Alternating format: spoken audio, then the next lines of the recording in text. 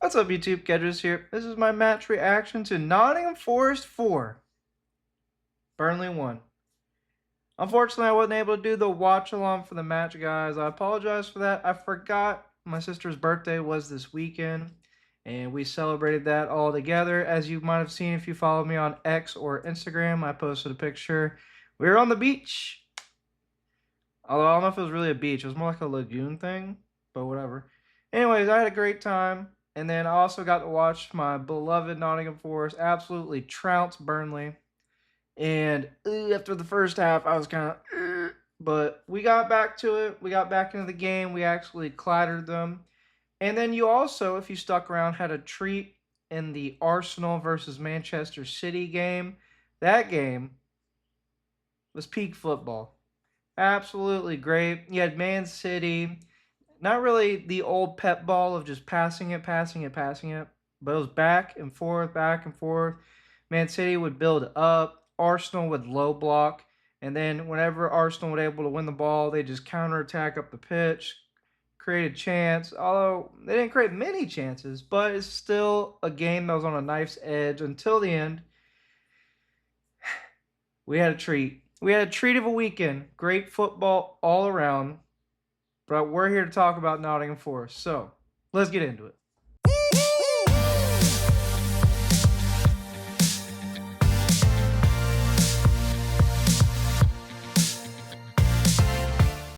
So we're going to start with Burnley on the right side of the screen. I actually think these ratings don't do them justice. I think they actually played all right. It's just at the end of the day, our quality showed through. Gibbs White specifically was just too much. You know, the quality of his shot. That's why, like for Dubravka, 4.5. I think that's disingenuous.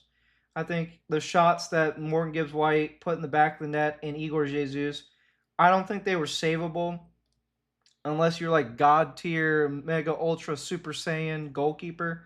So I think that's disingenuous. If anything, if I had to blame a reason for their loss, I would say their midfield. Ward Prowse and Florentino, not good enough. Kept losing the ball, wasn't progressing up the pitch in an effective manner. And in the Premier League specifically, if you don't have a midfield that's buttoned up, that can make the passes, can defend, is progressive, you're not going to have a good time. And these guys, I mean, we've seen Ward Prowse at Nottingham Forest, just not good enough. It always felt like he was negative in his play. Florentino, really foul prone. Didn't seem like he was making crazy passes. He had like one or two really good balls, but that was about it. So if you don't have a buttoned up midfield in the Premier League, you're going to struggle. And I think they kind of had that problem today because I don't think their wingers were an issue. I don't think their striker, well, actually, their striker kept losing the ball, but I mean, it's the Serbinator. What can you do? But just the midfield is the most important part of your team, and they just don't seem to have it. I wish them luck in the championship. I think they're going to go down there and they're going to boss it again. Maybe get first place, set a new record, possibly. But unfortunately, I think their time in the Premier League is over. Moving to Nottingham Forest on the left, we start the back with Matt Sells. Had himself a game, 2 saves, obviously conceded the goal to Fleming, but I don't really blame him for that. Although, it did go like right here. It was like right here. Could have saved it, but at the end of the day, it did not matter. We went and we scored 4 goals. Put it past them, helped our goal difference by a lot, and threw off my prediction by a shit ton as well, unfortunately. But I think had a decent performance. Save 2. I mean, to me, his problem is the same as usual, just distribution. Like I just don't like his distribution. I feel like with Ortega, the distribution is more diverse. It's more daring and progressive. Whereas Matt Sells, it's like as soon as he has feels just a little bit of danger, he kind of just punts it long, and it's really frustrating sometimes. But decent performance, didn't have much to do. Moving to the back line, we had Murillo. I actually thought he was very poor. Thought he was very poor all the way up to the point where he got pulled off. Like when he got pulled off and you saw Jair Cunha come on, the difference in the quality of passing was night and day. Like Murillo, I don't know what's going on with him, but he's just overhitting balls. He's just making really dumb passes. Like he tried to make a crossfield pass and it was just so short. Like it was just I was like, why? And I don't know what's going on with him, but he's been poor the last couple games, basically since he scored that own goal. And I really think he needs to get back into his groove. I know the quality is there. He's a really good player, and he's better than this. He really is. Moving to the Serbinator, obviously a lot of people blame him for the goal. I think it was a mixture of people. I think his bad header, Sangare not dealing with the ball in the box when it passed literally within like a foot of him inside the box. All he had to do was thrust his toe at it. He just let it run by him. Williams, who wasn't covering his man at the back post, and then Selge, the ball kind of like it literally went through his arms almost. So a lot of people to blame. I personally, I mean, we scored, so I don't really care. I think he was dominant, especially against Fleming. He just absolutely owned that guy. Won the ball every time he was asked to. I do think when he was asked to switch to left side center back, and when Cunha came on and he played right side, he struggled a little bit. It felt like he was uncomfortable. So just a suggestion for Pereira, if you watch this going forward, I would play Cunha on the left. Cunha is more two-footed than Milinkovic, and when he went to that left center back role and Milinkovic went back to his normal role, it looked a lot better, a lot more comfortable for both of them. So just a little heads up, but he had a good game in my eyes. Maybe had fault for the goal, but it's water under the bridge. Moving to our consistent players, Nico Williams once again had himself a game, absolutely amazing. I think the only blemish on his record probably not covering Fleming at the back post, but once again was showing his quality, was getting in dangerous positions, making runs. He had a shot where he cut inside, bro. Dude, we need to get this guy away from the box, dude. He's just taking shots now all the time. He scored one goal, and he's like, "Nah, dude, I got this. I can do more." Stop it, stop it. So yeah, I liked him. He had a good performance, 4 recoveries. I mean, it is what it is. I thought he was decent. Ola Aina, ever since I criticized him, I can't remember what game it was, but I know it was before the international break. He's actually been really decent since he's come back. Like he's been top performances. I haven't noticed him, which is a really good thing for defender. He pops up every once in a while, making a really good run into the box. His crossing, I still feel like I would switch him and Williams because his crossing just doesn't seem to work out. I do rate his shooting though. I think his shooting is fantastic. But overall, I don't notice him, and that's the best you can say about a defender. He's been really good since the international break, and definitely proved me wrong on the criticism.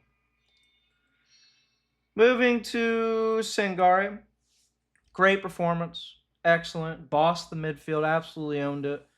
I think in the first half struggled a little bit, and one of the main reasons why we didn't have a really good first half, I just felt like all three of them, all three of our midfielders, Gibbs, White, Sangari, and Anderson.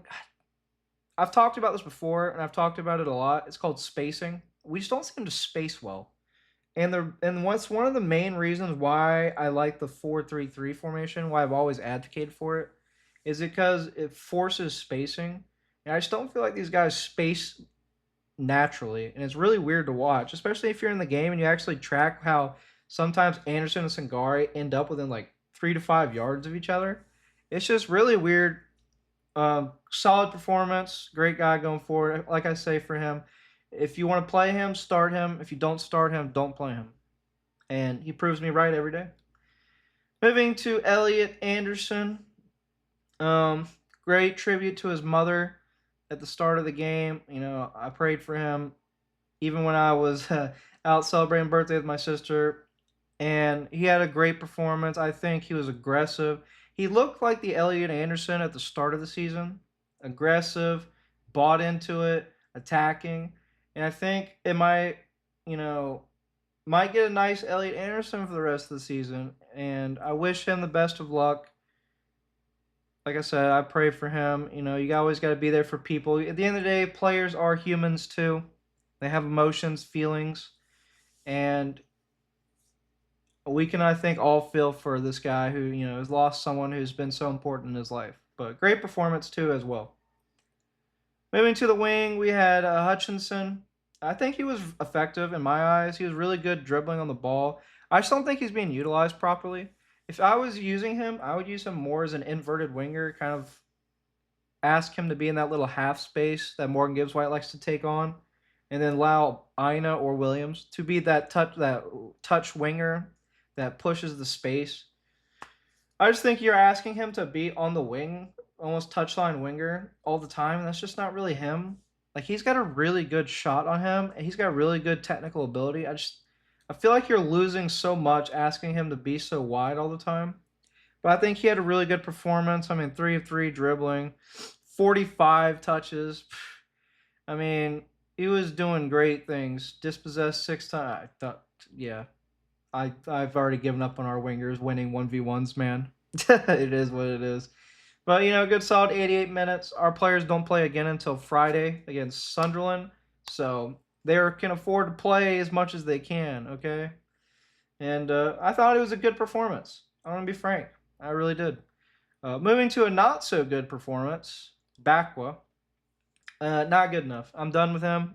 I thought I saw a little something when he came on against Porto because he looked decent. He was passing well, but dude, just every time he plays, it's like he's scared.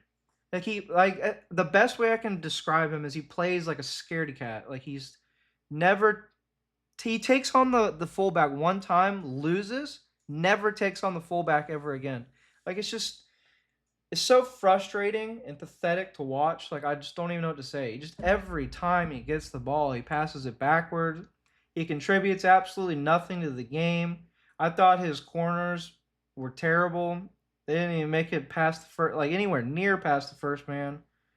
He needs to go. The Premier League is not for him, and I wish him luck wherever he goes. But he's one of the guys I need to see go out in the summer. Moving on to the man of the match, Morgan Gibbs White. Let me tell you, man, this guy, when he's on it, world class player. The issue is getting him on it. The purple patch continues. I called for it last match. I was like, man, he scored. Purple patch, here we come. And what do you know? He took the team, put him on his back, carried him over the finish line, and absolutely dominated in that left wing position. I've been a huge advocate for this, and I've said this multiple times. I don't think he's good. Yeah, I don't think he's a 10, bro. I really don't. I think he's an 8, and then maybe if you had to use like FIFA terms, FC terms, he was like a center mid, and you would say his role is half winger. Like, he's not. He just doesn't work as a 10. I'm sorry. I can't tell you why he doesn't work. He has all the ability, the technical ability to work. He's not consistent. You know what it is? It's not consistent enough. Like you look at Damsgaard. Damsgaard is consistently a high class 10 week in, week out. Rain, sun, shine, whatever it is, he shows up. Gibbs White just disappears sometimes, and you can't have that from your 10. Your 10 needs to dominate the game every game. He needs to be the guy.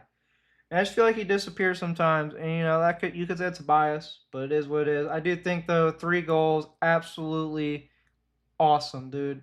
Great performance. I love and hate this guy, man. I really do. So I wish we could get this every week. I really do. Like he's so good sometimes, man. But then I love him, and I hate him. Anyways, moving to Cristiano Wadinho. Played a good amount of minutes. I thought he was effective. He helped with build-up play. He still drops a little too deep sometimes for me.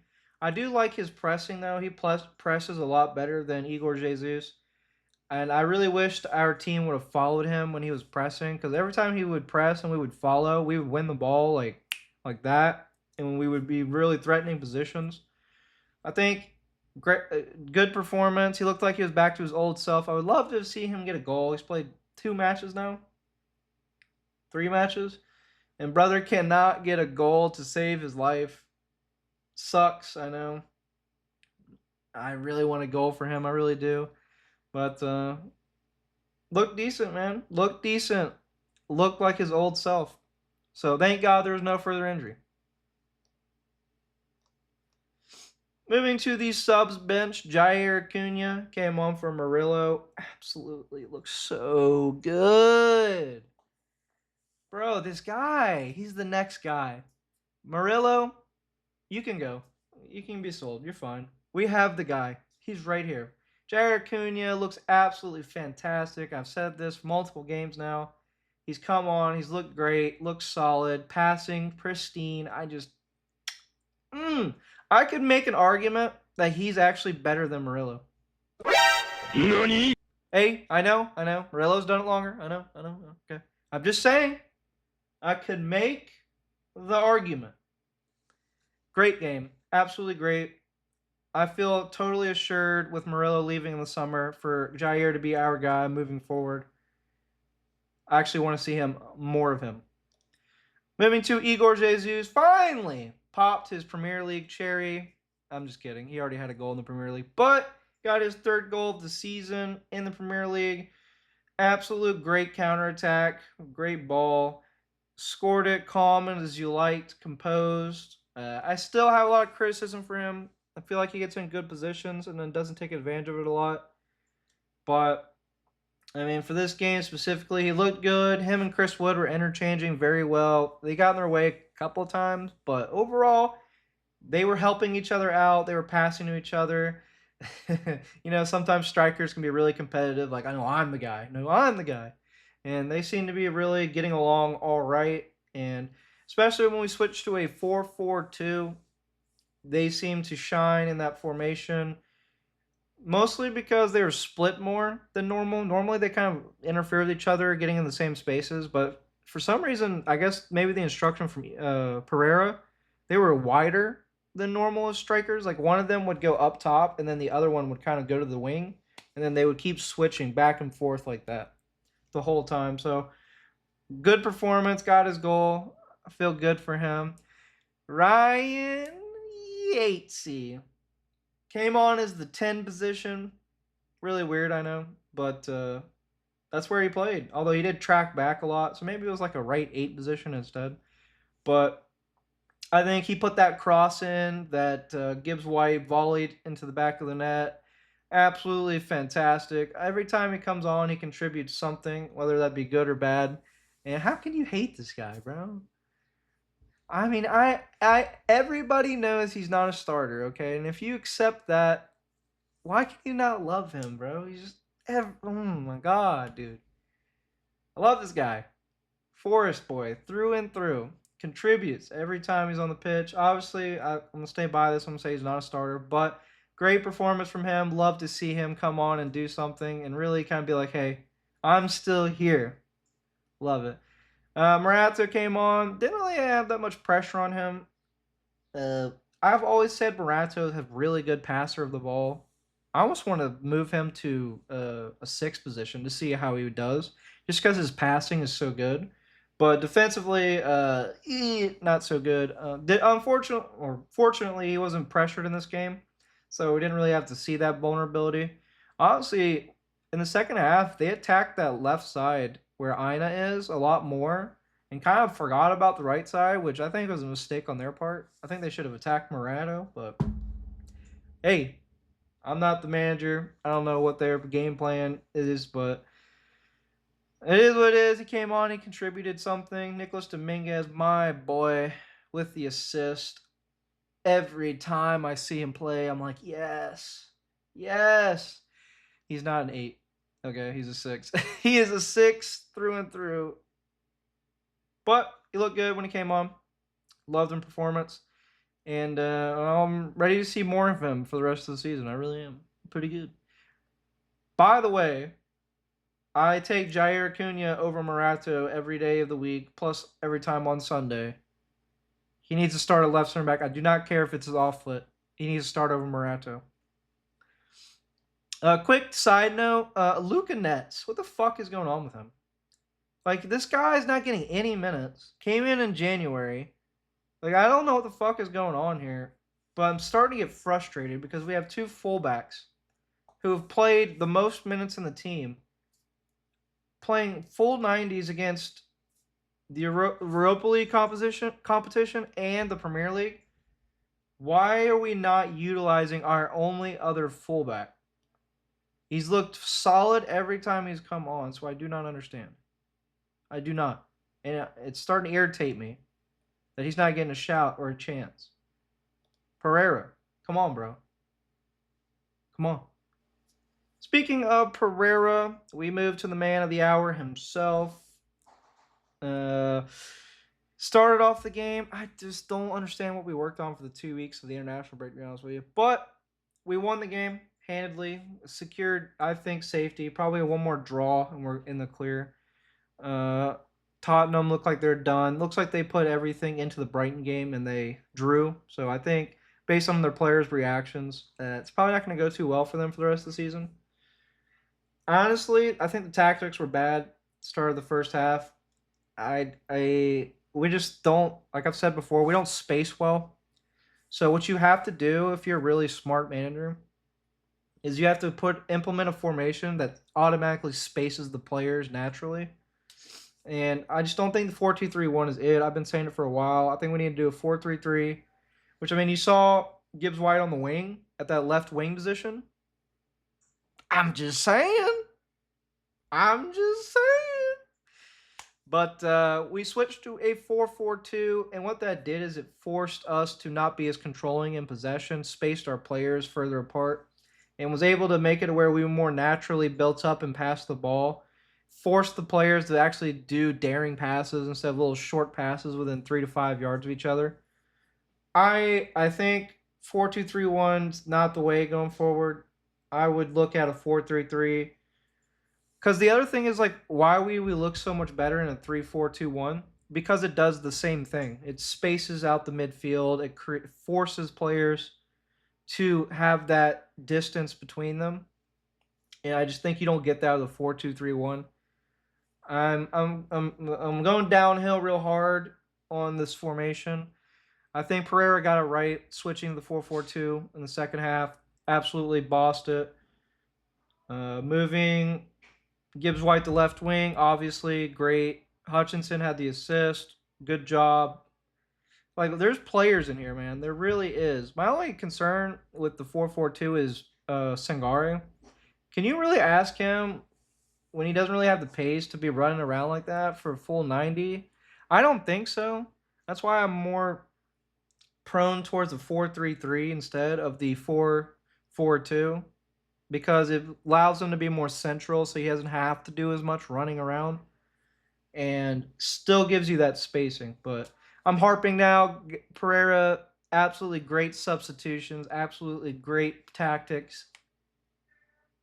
This is a very big step forward for me to be like, yes, he's the guy moving forward. Give me more. Give me more of this. By the way, side note, Man City, draw. Fulham, draw. Spurs, win. Aston Villa, draw. Burnley, win. We are undefeated in 5 Premier League games. Pereira starting to show up. But, yeah, great performance. Love the guy. Definitely a step forward for me. So, unfortunate that I was not able to do the watch along for the match, but I was able to watch it from my bed. Actually, I had a couch. I was sitting on a couch, and I had to take the book, put my phone on it, and I got a little pop socket on the back of my phone because my hands are small, and I put it in the book to hold it up. I was sitting there on the guest couch in her house, phone right here, me sitting here watching it like this.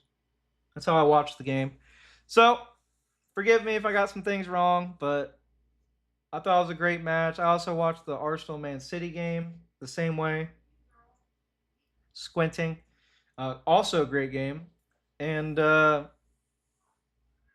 great weekend for football, man. Great weekend for football. No European football this week, so I'm going to have to come up with a video idea. We play Friday, which means the preview for the Sunderland game will be out on Thursday. I gotta think of something to put out on Wednesday or Tuesday. Maybe we can talk about PSR and SCR more. Y'all want some boring financial content? Anyways, guys, if you like the video, leave a like, subscribe, comment down below. And tell me what video you guys want to see. I got some room this week to make something. And I'm really thinking about what I want to do. We could talk about PSR, the new SCR rules coming into effect. We could talk about what's going to happen with the Europa League. I don't know. We got options. We got options. Let me know. And come on, you Reds.